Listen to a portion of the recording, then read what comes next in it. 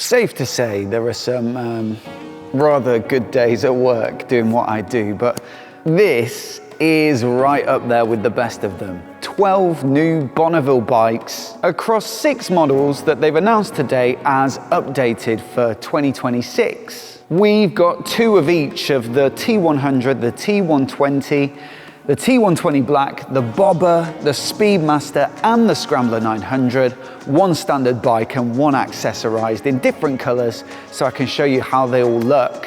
Plus we've got a bit of an update as well on the Scrambler 1200, and so watch on for absolutely everything that you need to know about the Bonnies that have been updated for the new model year.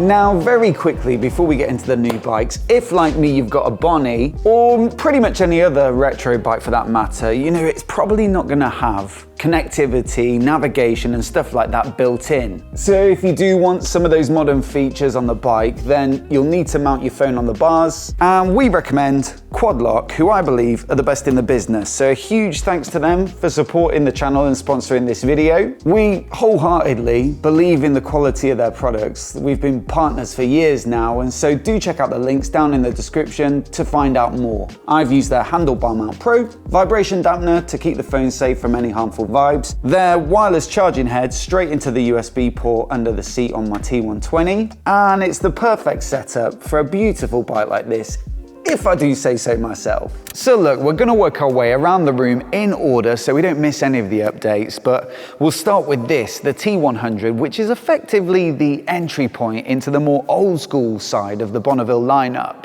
You've got the traditional looks like the spoke wheels, the piping on this seat, the twin clocks and stuff like that. Much of it in common with its bigger sibling, the T120, but with this one it's a little more affordable, a little lighter weight as well, and partly that's down to the fact that you've got this 900 version of the Bonnevilles Parallel Twin as opposed to the 1200. Now, what I'm really pleased to report today is that whilst Triumph have updated these bikes to keep them fresh and keep them on a par with some of the other retros on the market, well, they haven't done so in a way that's kind of taken away from the core essence of what a Bonneville should be. Most of the tweaks come kind of under the hood, if you will. So things like the traction control and ABS are now lean sensitive thanks to a new IMU or inertial measurement unit. That means lean angles are fed into the rider aids to make them intervene more appropriately, let's say when the bike's banked over. And so while you wouldn't really notice any difference versus riding the previous generation for, you know, 99.9% of the miles you're doing, if those rider aids do have to intervene, hopefully you're all the safer for it. Up in the cockpit as well, we've now got a USB port fitted as standard, so it's a little USB-C socket under the side of the clocks there, so they've maintained that traditional aesthetic but also introduced a little bit of modern functionality. And with so many people now mounting their phone up on the bars with something like a Quad Lock, it is very convenient, of course, to have a little socket right there, so you only need a short cable and don't need to run anything to the battery.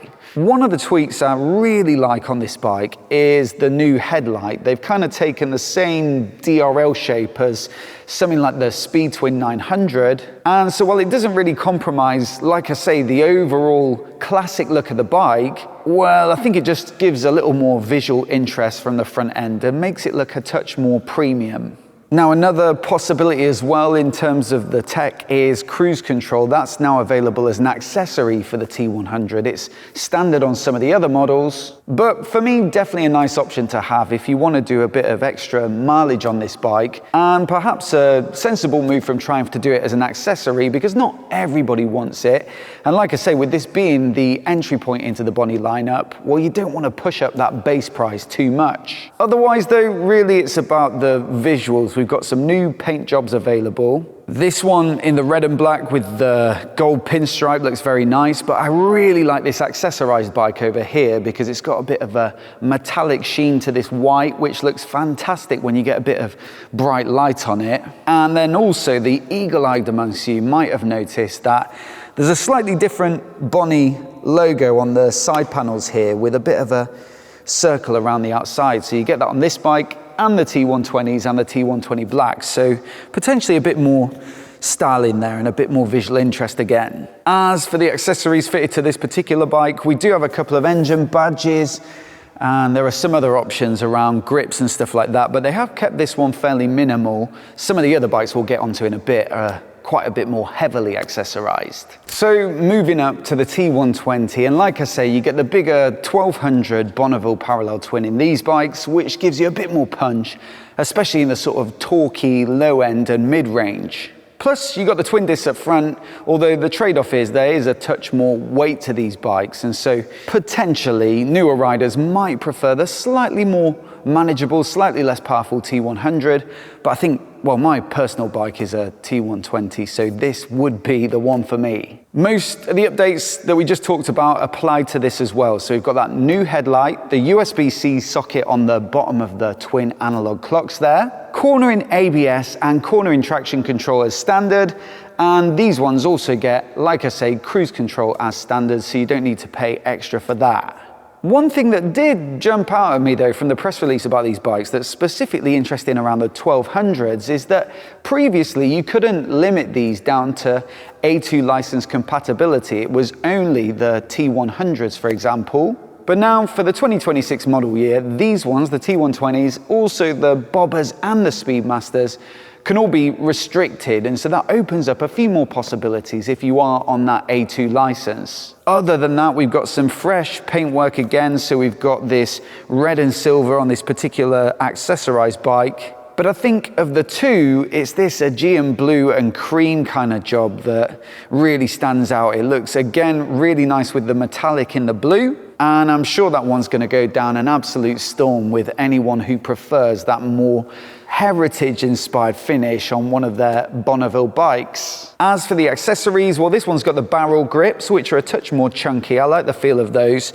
And also, it's got the bench seat, which I think looks surprisingly good, actually, given that it's the more traditional-looking bike. And again, it's also finished off nicely with a different engine badge on this side, the sort of silver.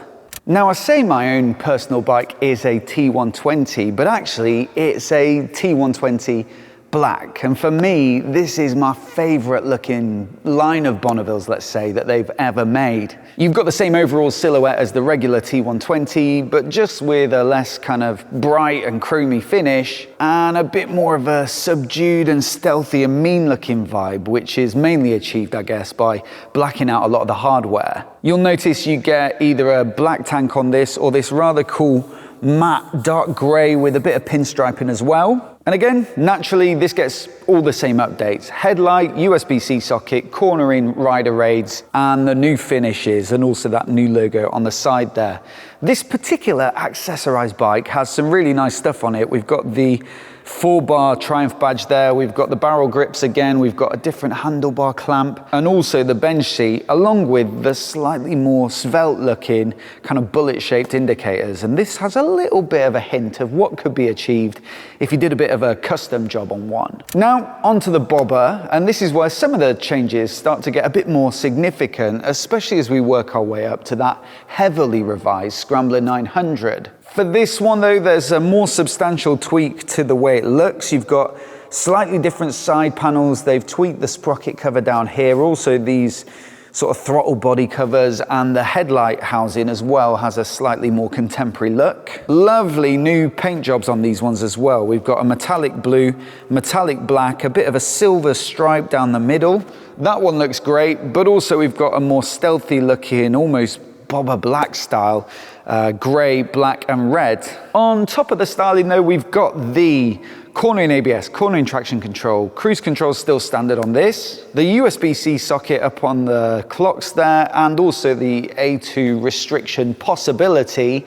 But there are a couple of other changes that I think are going to be very, very welcome on this bike indeed. One is the fuel tank. It's now gone up to 14 litres, which puts it on a par with the T120, for example. And I think it's fair to say that that was a particular frustration of previous iterations of this bike. The range was chronically short. And so yeah, definitely a smart move in my book. The other thing that was a little bit difficult to get on with, perhaps with the bobber, if you did want to ride a little further afield, was the comfort levels. But again, they've addressed that with a slightly wider saddle for 2026 that should be a touch more cushy and sustainable if you are doing those big days. Lastly, they've also fitted this bike with aluminium rims, and this sounds like a minor techie little nerdy tweak instead of the steel rims of the previous generation, but I've got to say it really does make quite a big difference to how the bike handles. My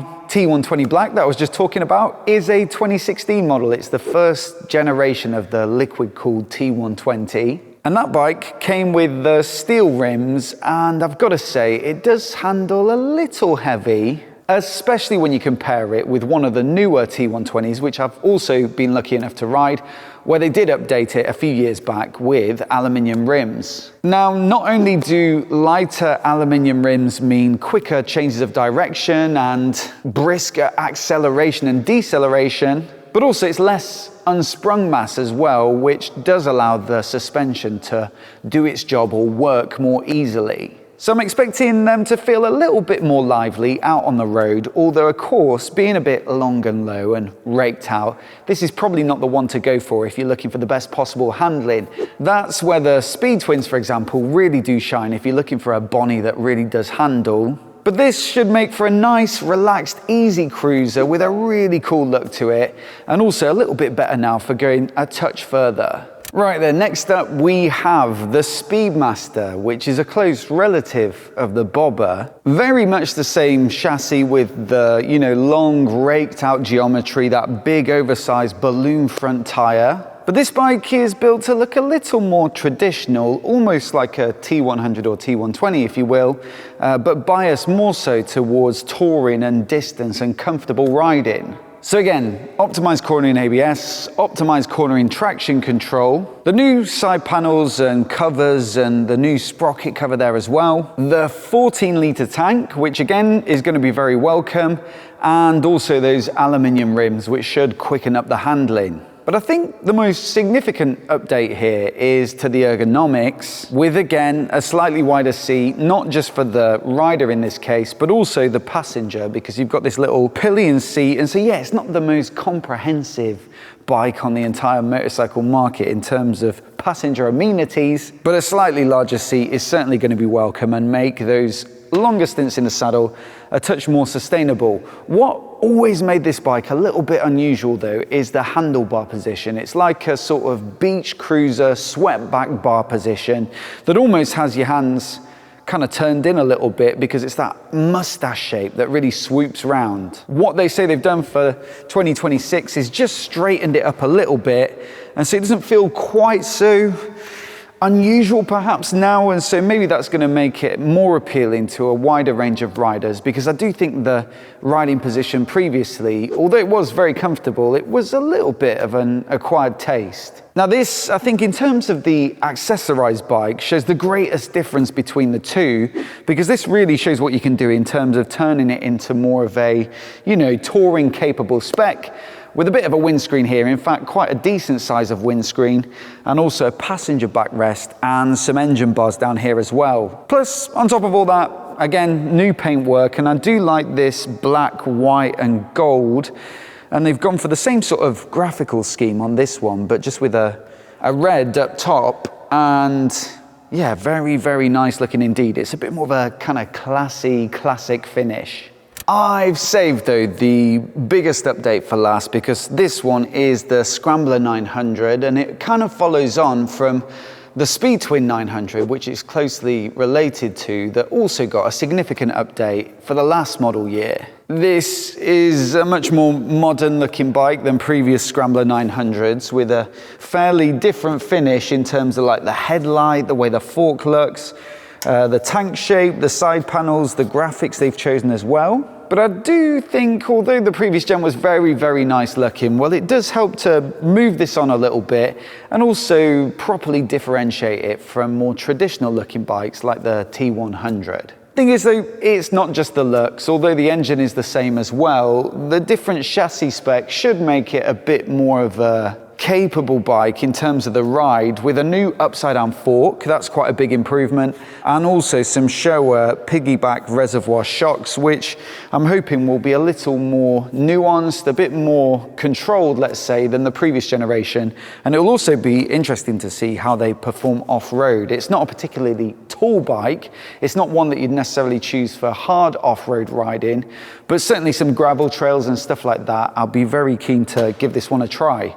On top of that, braking is also upgraded. You've now got a radially mounted 4-piston caliper up front. It's still a single disc, but even just pushing the bike around, I can feel it's got a bit more bite to it. And I believe this is another bike that also gets aluminium rims fitted for 2026. So clearly that's a bit of a pattern that we're seeing throughout the entire Bonnie lineup. Then you've got the optimized cornering ABS, optimized cornering TC, you've got the USB-C socket on the side of the dash, and you've also got an option to fit, I believe, cruise control as an accessory. And all of the tech is now managed through that half TFT, half LCD dash that we see on a lot of other Triumph models. Personally, I'm a big fan of this dash. I think it's really easy to use out on the road. But I will say I'm glad they stuck with the twin analog clocks on the T100 and T120 because they kind of deserve that more traditional look. This bike, because they've modernized the overall look of it, I think they can afford to be a bit more modern in the cockpit as well. And it also does bring a little bit of extra functionality with Bluetooth connectivity, for example, so you can get turn-by-turn nav and control your calls and media playback. Super cool looking, really like this one, definitely looking forward to giving this a try.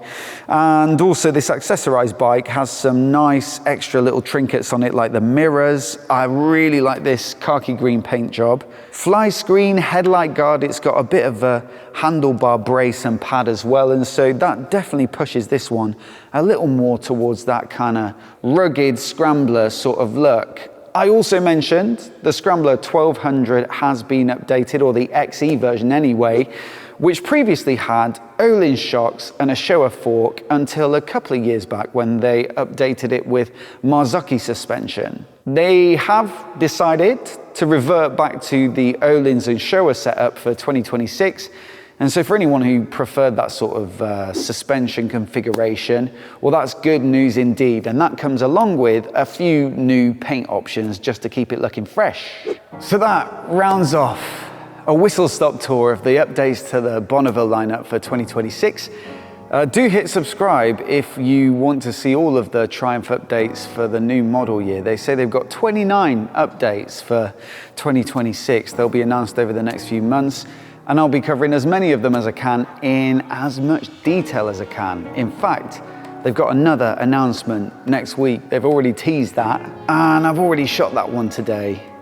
It's in that room over there, and it is quite exciting. I'll get that one scheduled up. But if you're not subscribed, obviously hit subscribe so you can see that one when it comes out. I think you'll want to. And in the meantime, I'll put some of my reviews of the previous gen Bonnevilles and the Speed Twins in a playlist on the screen now so you can see what I think of them so far. As always, I'd love to know what you think of these bikes, so do let me know down in the comments below.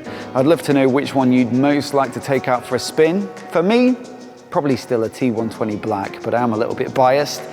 A massive thanks for watching today, and we'll see you in the next video.